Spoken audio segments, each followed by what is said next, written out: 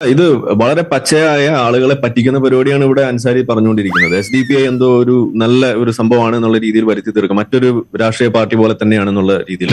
ശരിയാണ്, രാഷ്ട്രീയ പാർട്ടികൾ ആയതുകൊണ്ട് തന്നെയാണ് പോപ്പുലർ ഫ്രണ്ടിനെ ഇവിടെ ബാൻ ചെയ്ത സമയത്ത് SDPI ബാൻ ചെയ്യാൻ പറ്റാതെ പോയത്. അല്ല എന്നുണ്ടെങ്കിൽ ഇത് രണ്ടിനും ഒരുമിച്ച് പിടിച്ച് പുറത്താക്കേണ്ട സാധനമാണ്. ഉള്ള കാര്യം പറഞ്ഞ അത്രേ ഉള്ളൂ. കറങ്ങി തിരിഞ്ഞ് അതിപ്പോ മുസ്ലിം ലീഗ് ആയാലും ശരി, SDPI ആയാലും ശരി, PFI ആയാലും ശരി, ഇതെല്ലാം കടക്കുന്നത് ഒരേ ആംഗിളിൽ നിൽക്കുന്ന സാധനങ്ങൾ തന്നെയാണ്. ഒന്ന് വീര്യം കുറഞ്ഞത്, ഒന്ന് വീര്യം കൂടിയത്, അത്ര വ്യത്യാസമുള്ളൂ. അപ്പൊ ഞാൻ പറയാ, ഇവിടെ ബോധമുള്ള ആളുകൾ, സെക്യുലർ ആയിട്ട് നിലനിൽക്കണമെന്ന് ആഗ്രഹമുള്ള ആളുകൾ ഇതിനെ രണ്ടിനെ ഒരേപോലെ ചൂണ്ടിക്കാണിക്കാൻ മുന്നോട്ട് വരികയാണ് വേണ്ടത്. അല്ലാതെ ബാലൻസ് ചെയ്യാൻ വേണ്ടി നിന്നോട്ടൊന്നും കാര്യമൊന്നുമില്ല എന്നുള്ളതാണ് എനിക്ക് രാഹുലിനോട് അതിനകത്ത് തിരുത്താനുള്ളത്. അതൊന്നും എനിക്കറിയാൻ മേല.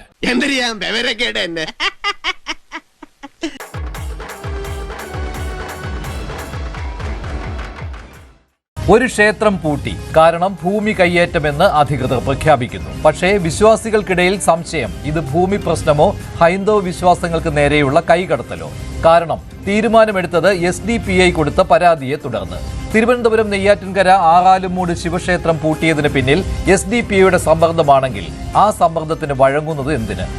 ഞാൻ ഈ വിഷയത്തെ കുറിച്ച് അന്വേഷിച്ചപ്പോൾ എനിക്ക് ബോധ്യപ്പെട്ടിട്ടുള്ള കാര്യം, SDPIയുടെ പരാതിയുടെ മുകളിലാണ് മുനിസിപ്പാലിറ്റി നടപടി എടുത്തിട്ടുള്ളതെന്നാണ്. അതിന്റെ മുകളിലാണ് മുനിസിപ്പാലിറ്റി അങ്ങോട്ടേക്കുള്ള ആ ക്ഷേത്രത്തിലേക്കുള്ള വഴി അടച്ചു പൂട്ടിയിട്ടുള്ളതും അവിടെ താഴിട്ടിട്ടുള്ളതും അവിടെ നോട്ടീസ് പതിപ്പിച്ചിട്ടുള്ളതും എന്നുള്ളതാണ്. പള്ളി, ഒരു മുസ്ലിം പള്ളി പുറമ്പോക്കിലാണെന്ന് ഒരു ഹിന്ദു സംഘടന പരാതി കൊടുക്കുന്നു. അപ്പൊ ആ പരാതിക്കനുസരിച്ച് പെട്ടെന്ന് പള്ളി പോയി താഴിട്ട് പൂട്ടി ഇനി ഇങ്ങോട്ട് പ്രവേശിക്കാൻ പാടില്ല എന്നൊരു തീരുമാനത്തിലേക്ക് അധികൃതരെത്തും. അത് ശരിയാണല്ലോ. ഇവിടെ ഒരു പുറമ്പോക്ക് ഭൂമിയിലോ അങ്ങാണ്ടോ മറ്റോ ഒരു ക്ഷേത്രം പണിയാൻ പോകുന്നു. അതിനകത്ത് മറുഭാഗം ഉണ്ടാകും, ഈ എന്തോ ഭാഗം ഉണ്ടാകും. ഏതായാലും നഗരസഭയാണ് അത് നടപടി എടുത്തിട്ടുള്ളത്. ഈ ക്ഷേത്രം പണിയായിട്ട് ബന്ധപ്പെട്ട് നഗരസഭയുടെ അനുവാദം വാങ്ങിയിട്ടുണ്ടോ? ഇല്ല. അത് പുറമ്പോക്ക് ഭൂമിയാണോ അല്ലയോ എന്ന് കൃത്യമായി വരുത്തിയിട്ടുണ്ടോ? ഇല്ല. എന്താ നിന്റെ ഉദ്ദേശം? അദ്ദേഹം SDPIക്ക് ഇതിൽ ഒരു കാരണവശാലും ഇൻവോൾവ്മെന്റ് ഇല്ല എന്ന് പറയുകയും അതോടൊപ്പം തന്നെ ആ നടപടി ശരിയാണെന്നുള്ള ധ്വനിപ്പിച്ചുകൊണ്ടാണ് സംസാരിക്കുകയും ചെയ്യുന്നത്. ഒരാള് ഒരിടത്തിരുന്നിട്ട് SDPI സുതാര്യമല്ല, SDPI എന്തോ ഒരു വലിയ ദുരൂഹം ഉണ്ട് എന്നൊക്കെ പറഞ്ഞാൽ അതിനെന്താ പറയുക? ഈ നാട്ടിൽ പ്രവർത്തിക്കുന്ന ജനാധിപത്യപരമായി ഇടപെടുന്ന ഇപ്പൊ ഈ ഇലക്ഷനിൽ 4000-ഓളം സീറ്റുകളിൽ മത്സരിക്കുന്ന ഒരു തീർത്തും ജനാധിപത്യപരമായ ഒരു പാർട്ടിയാണ് social democratic party of India. എന്താ കാര്യം? നരകത്തിലെ ബറകൊള്ളി ആവണോ വേണോ? ഒരു സുനീർ ഏതോ ഒരു സുനീർ കൊടുത്തു. അത് അങ്ങനെ നിങ്ങളൊരു തീരുമാനം എടുക്കില്ല. അപ്പോൾ നിങ്ങൾക്കെതിരെ നിങ്ങൾക്കെതിരെ നിങ്ങളെ പ്രതികൂട്ടിൽ നിർത്താൻ കഴിയും. അപ്പോൾ നിങ്ങൾ തന്ത്രപരമായ സമീപനം എടുക്കും. ഇത് പല ഘട്ടങ്ങളിലും തെളിഞ്ഞിട്ടുള്ള കാര്യങ്ങളാണ്. അതാണ് പറഞ്ഞത്, മറഞ്ഞതെന്നുള്ള പ്രവർത്തനം. എഴുത്തി സ്കൂളിലെ ഹിജാബിന്റെ കാര്യത്തിൽ അതല്ലേ സംഭവിച്ചത്? ഹിജാബിന്റെ വിഷയം എന്താണ്? അത് വീണ്ടും എടുത്ത് ചർച്ച ചെയ്യണോ? അവിടുത്തെ വിഷയം, ഒരു കുട്ടി ഒരു ഹിജാബ് ധരിച്ചു എന്നതിന്റെ പേരിൽ ഒരു കുട്ടിയെ വിദ്യാഭ്യാസം പോലും നിഷേധിക്കപ്പെട്ട ഒരു സംസ്ഥാനത്താണ് നമ്മൾ നിൽക്കുന്നത്. ആ സംസ്ഥാനത്താണ് ഇടതുപക്ഷം ഞങ്ങളെ സഹായിക്കുന്നു എന്ന് പറയുന്നത്. ഓർത്തു നോക്കിയേ, ഇടതുപക്ഷ സർക്കാർ ഭരിക്കുന്ന ഒരു സംസ്ഥാനത്താണ് ഒരു കുട്ടി ഹിജാബ് ധരിച്ചു. നമ്മൾ നോക്കിയാൽ അതിന് 8 മാസം ഒരു മാസം പോലും ആയില്ല. അതിൽ നിങ്ങൾ പറഞ്ഞ നിങ്ങൾ ഇടപെട്ടിട്ടില്ല എന്നാണ് കേട്ടോ. ആദ്യം പിന്നെ നിങ്ങൾ എന്തിനാണ് പറഞ്ഞത് SDPI അവിടെ ഇടപെട്ടിട്ടില്ല എന്ന്? അത്ര സുതാര്യമായ കാര്യമാണെങ്കിൽ അൻസാരി, നീ എവിടെയെങ്കിലും ഉറച്ചു നിൽക്കണം. അത് ഞാൻ പറയട്ടെ, അത് അവിടെ പിതാവല്ലേ ഇടപെട്ടത്? SDPI ആണ് ഇടപെട്ടത്. അതാണ് പ്രശ്നം. ഒരു നീതിയുടെ വിഷയം ഉണ്ടെങ്കിൽ ആ നീതിയുടെ ഭാഗത്ത് SDPI നിൽക്കും. അതിനകത്ത് തടസ്സമൊന്നുമില്ല. ഹിജാബ് വിഷയത്തില് ഒരു കുട്ടിക്ക് സ്കൂളിൽ പോകാൻ കഴിയാത്ത സാഹചര്യം ഉണ്ടെങ്കിൽ SDPI അതിനകത്ത് പ്രതികരിക്കും, അതിനകത്ത് ഇടപെടും. അതും വിഷയമല്ല. പക്ഷെ ആ വിഷയത്തിൽ SDPI അല്ല, ആ പിതാവാണ് പോയത്. ആദ്യം ഞാനത് ഒരുപാട് പ്രാവശ്യം പറഞ്ഞിട്ടുണ്ട്. ആ പിതാവാണ് ആദ്യം പോയത്. പിന്നീട് അവിടുത്തെ സ്കൂളിൽ അധികൃതരുടെ മോശമായ ഇടപെടൽ കൊണ്ടാണ് അദ്ദേഹത്തിന്റെ സുഹൃത്തുക്കൾ പോകുന്നത്. ഇതൊന്നും പാർട്ടി ആലോചിച്ച് തീരുമാനം എടുത്തു പോകുന്നൊന്നുമല്ല. ഇപ്പം മഞ്ജുഷിന്റെ നാട്ടിൽ ഒരു വിഷയം ഉണ്ടാകുമ്പോൾ മഞ്ജുഷ അവിടെ അറിയപ്പെടുന്ന ഒരാളാണെങ്കിൽ സ്വാഭാവികമായിട്ടും അവിടുത്തെ ആളെന്നുള്ള നിലയിൽ വിളിക്കും. അതൊന്നും ഒരു ഇതല്ലല്ലോ. അല്ല, ഇത് വളരെ പച്ചയായ ആളുകളെ പറ്റിക്കുന്ന പരിപാടിയാണ് ഇവിടെ അൻസാരി പറഞ്ഞുകൊണ്ടിരിക്കുന്നത്. SDPI എന്തോ ഒരു നല്ല ഒരു സംഭവമാണ് എന്നുള്ള രീതിയിൽ വരുത്തി തീർക്കുക, മറ്റൊരു രാഷ്ട്രീയ പാർട്ടി പോലെ തന്നെയാണെന്നുള്ള രീതിയിൽ.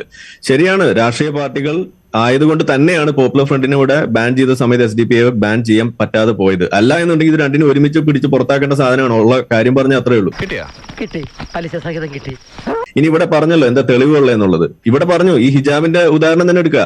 അതായത് തുടക്കത്തിൽ എന്താ പറഞ്ഞത്, ഈ പറയുന്ന SDPIക്ക് ബന്ധമൊന്നും ഇല്ല എന്ന് ആദ്യം പറഞ്ഞുകൊണ്ട് നടന്നു. എന്നിട്ട് അവസാനം ഇതേ വേദിയിൽ തന്നെയാണ് ഞാൻ ചർച്ച ചെയ്തിട്ടുള്ള ആ ചർച്ചയിൽ ഞാനും ഉണ്ടായിരുന്നതാണ്. ഇവിടെ ഇരുന്നുകൊണ്ട് SDPIയുടെ ഒരു പ്രവർത്തകൻ സമ്മതിച്ചു, ഞങ്ങളാണ് ഈ സാധനത്തിന് ഇറങ്ങി തിരിച്ചത് എന്നവർ പച്ചയ്ക്ക് സമ്മതിക്കുന്ന ഇവിടുന്ന് കണ്ടതാണ്. ഇവൻ ഞാൻ ഉദ്ദേശിച്ചതിനെക്കാളും തറയാണല്ലേ തത്തറ.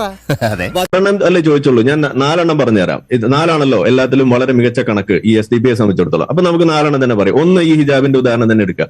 ഇനി രണ്ടാമത്തത് ഒരെണ്ണം വേണമെന്നുണ്ടെങ്കിൽ ഇവിടെ ഈ പറയുന്ന ഒരു വാട്സപ്പ് ഹർത്താൽ നടത്തി. ആ ഹർത്താൽ ഒരെണ്ണം നടത്തിയിട്ട് ഇവിടുത്തെ രാഷ്ട്രീയ പാർട്ടികൾ എല്ലാവരും നടത്താറുണ്ട്. ഇവിടുത്തെ രാഷ്ട്രീയ പാർട്ടികൾ ഹർത്താൽ നടത്തുമ്പോൾ അവരെന്താ ചെയ്യാറ്? അവർ പകൽ വെളിച്ചത്തിൽ വന്നിട്ടാണ് ഹർത്താൽ നടത്തുക. അവർ പച്ചയ്ക്ക് പറയും, ഇതേ ഞങ്ങൾ ഹർത്താലിന് ആഹ്വാനം ചെയ്യുന്നു, നിങ്ങൾ വരുന്നു. നിങ്ങൾ അതാണോ ചെയ്തത്? നിങ്ങൾ പറയുന്ന സാധനത്തിൽ പിടിക്കപ്പെട്ടതിന്റെ തെളിവുകൾ ഇന്നും പോപ്പുലർ ഫ്രണ്ടിന്റെയും അതുപോലെ നിങ്ങളും തമ്മിലുള്ള ആ അവിശുദ്ധ ബാന്ധവത്തിന്റെ ഓരോ കഥകളും ഇന്നിപ്പോ ഇവിടെ ഓരോന്നോരോന്ന് പുറത്തേക്ക് വന്നുകൊണ്ടിരിക്കുകയാണ്. ഇനി നമ്മൾ എന്ത് ചെയ്യുമല്ലയ്യ? നീ ഒന്നും ചെയ്യണ്ട, ചെയ്തു. നാലാമത്തെ ഒരു ഉദാഹരണം കൂടിയുണ്ട്. ഈ കണ്ണൂര് ഒരു സ്ത്രീ ഇവിടെ ആത്മഹത്യ ചെയ്തു. ആ ആത്മഹത്യ ചെയ്യുന്ന വിഷയം എന്തായിരുന്നു?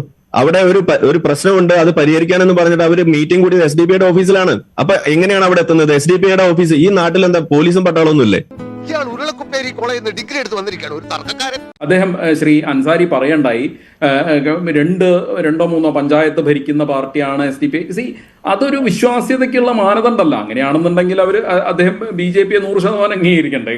ഇന്ത്യ മുഴുവൻ ഭരിക്കുന്ന പാർട്ടിയാണ് BJP. RSSന്റെ പക്കൽ നിന്ന് പൈസ വാങ്ങിയിട്ട് കള്ളം പ്രചരിപ്പിക്കുന്ന ഒരാളെ ഒരു അൻസാരി, ഞാനിത് ഇവിടെ വാക്ക് പറയാണ്, ഞാൻ ഈ പണി നിർത്തും. ഞാൻ പറഞ്ഞതിൽ ഒരു കള്ളം നിങ്ങൾ തെളിയിക്കുക. നിങ്ങൾ ആണാണെന്നുണ്ടെങ്കിൽ തെളിയിക്കുക. ഇത് വടി കൊടുത്ത് അടി വാങ്ങുന്ന പരിപാടിയാണല്ലോ ബാബു. പോപ്പുലർ ഫ്രണ്ടിന്റെ ഡോക്യുമെന്റ് നിങ്ങൾ എടുക്കുക. അതിനകത്ത് നിങ്ങൾ എഴുതി വെച്ചിരിക്കുന്നുണ്ട്, ഇന്ത്യ ഇസ്ലാമിക രാജ്യമാക്കാൻ വേണ്ടി വിഷൻ 2047 നിങ്ങൾ എന്ത്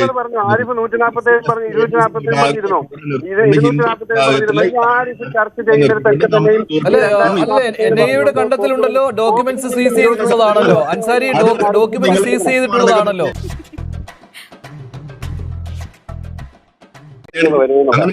ഇല്ലെന്നാണോ പറയുന്നത്? ഇവിടെ ഈ അന്വേഷണ ഏജൻസികളൊക്കെ നുണ പറഞ്ഞാണെന്നാണോ അപ്പൊ നിങ്ങൾ പറയുന്നത്? അല്ല അൻസാരി, അങ്ങനെയാണെങ്കിൽ കൈവെട്ട് കേസും ഇല്ല എന്നുള്ളതാണോ? പ്രൊഫസറുടെ കൈവെട്ടിയ കേസും ഇല്ല എന്നുള്ളത് തന്നെയാണോ പറയുന്നത്? ഇന്ത്യ ഇസ്ലാമിക രാജ്യമാക്കാൻ വേണ്ടി അവർ പദ്ധതി ഇട്ടു, ഈ പറയുന്ന ഡോക്യുമെന്റ് ഉണ്ടാക്കി എന്നതിന്റെ അടിസ്ഥാനത്തിൽ തന്നെയാണ് അവിടെ ഈ ജാമ്യം പോലും അവിടെ നിഷേധിച്ചിരിക്കുന്നത്. എന്താ നിങ്ങൾ ഓർക്കാത്തത്? അപ്പൊ ഇതൊക്കെ നുണയാണെന്നാണോ നിങ്ങൾ പറഞ്ഞത്? കോടതി, ഡൽഹി ഹൈക്കോടതിയിൽ എന്താ നുണ? അവിടെ അവര് നുണ പറഞ്ഞതെന്നാണോ നിങ്ങൾ പറയുന്നത്? അത് അവര് നോക്കിക്കോളും. ഞാൻ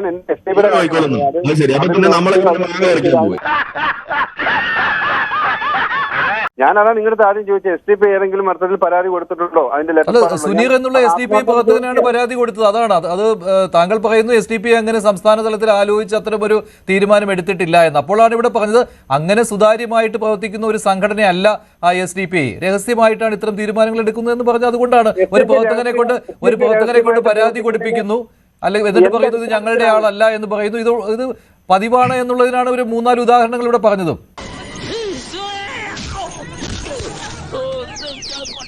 SDPI രഹസ്യമായി പ്രവർത്തിക്കുന്നതിന് എന്താ നിങ്ങൾ ഏത് അർത്ഥത്തിലാ പറയുന്നത്? SDPI പ്രവർത്തിക്കുന്ന ജനങ്ങളുടെ പ്രവർത്തിക്കുന്ന പാർട്ടിയല്ലേ? അഞ്ചാമതൊരു ഉദാഹരണം കൂടി ഞാൻ പറഞ്ഞു. എനിക്കെതിരെ മതനിന്ദ എന്ന് പറഞ്ഞിട്ട് ഒരു കേസ് ഇവിടെ ഉണ്ടായിരുന്നു.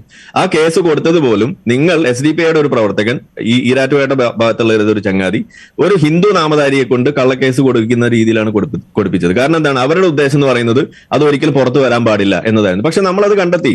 കാരണം നിങ്ങൾ വിചാരിക്കുന്ന പോലെ എല്ലാ പോലീസുകാരും നിങ്ങളുടെ ഇതിന്റെ ഉള്ളിലല്ല.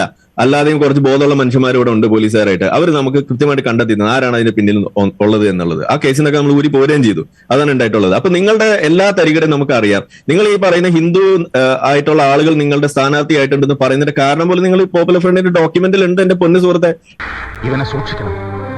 അവന്റെ കണ്ണിൽ എന്തോ തീക്ഷ്ണതയോടെ കത്തുന്നു. അവന്റെ വാക്കിന് സൂചിവിനിയുടെ മൂർച്ച. നിങ്ങളിത് കാണാതിരിക്കുന്ന എന്താ? നിങ്ങൾ കൊണ്ടു നടക്കുന്ന ഈ സാധനം, ഈ പോപ്പുലർ ഫ്രണ്ടുമായിട്ടുള്ള കണക്ഷൻ എന്താണെന്നുള്ളത് ഇവിടെ ഓരോ ദിനവും പുറത്തു വന്നുകൊണ്ടിരിക്കുകയാണ്. നിങ്ങൾ വെച്ചുകൊണ്ടിരിക്കുന്ന രീതികൾ എന്താണെന്നുള്ളത് ഇവിടെ പുറത്തു വന്നുകൊണ്ടിരിക്കുകയാണ്. കാപട്യമാണ്, അടിമുടി, ഇതുപോലെയുള്ള രഹസ്യ സ്വഭാവത്തിലുള്ള കാര്യങ്ങളാണ് നിങ്ങൾ ചെയ്തുകൊണ്ടിരിക്കുന്നത്. ഇത് നമുക്കിവിടെ കാണാൻ കഴിയുന്ന കാര്യമല്ലേ? ഈ പോപ്പുലർ ഫ്രണ്ടുമായിട്ടുള്ള ബാന്ധവം നമ്മളിവിടെ മനസ്സിലാക്കിക്കൊണ്ടിരിക്കുകയല്ലേ? നിങ്ങൾ എത്ര സ്വത്ത് ഇതുപോലെ കണ്ടുകെട്ടേണ്ടി വരുന്നു. നിങ്ങളുടെ നേതാക്കൾക്ക് അവിടെ നിന്ന് ജാമ്യം പോലും നിഷേധിക്കുന്നു. എന്തിന്റെ പേരിൽ? ഈ പറയുന്ന ഡോക്യുമെന്റ്സിന്റെ പേരിൽ തന്നെ, നിങ്ങൾ നടത്തിയിട്ടുള്ള ഗൂഢാലോചനയുടെ പേരിൽ തന്നെ.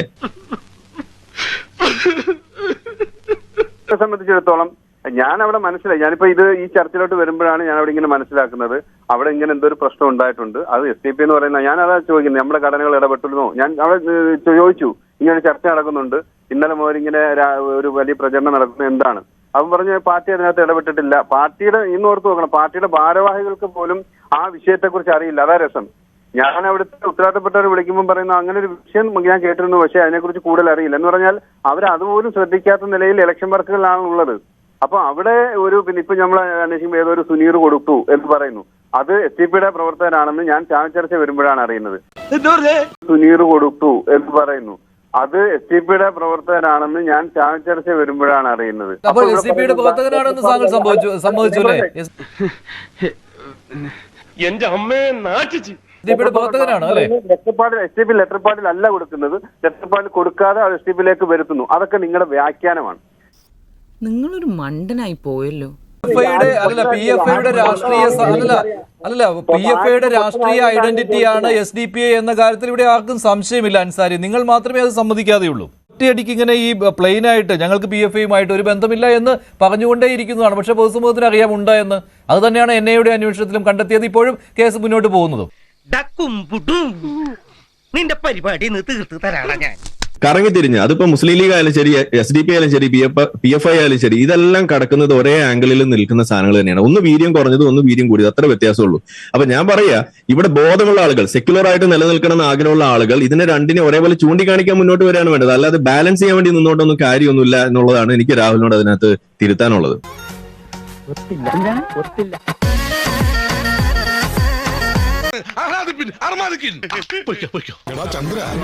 ഒന്ന് സബ്സ്ക്രൈബ് ചെയ്തിട്ട് പോടാം.